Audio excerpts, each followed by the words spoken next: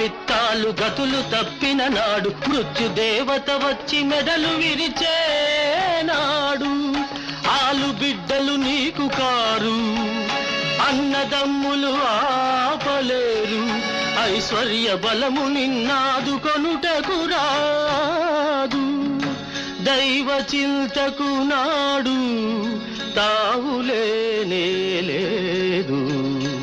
ఎందుకుర నీకింత బాధ జీవా, వినుకోర కడసారి బోధ.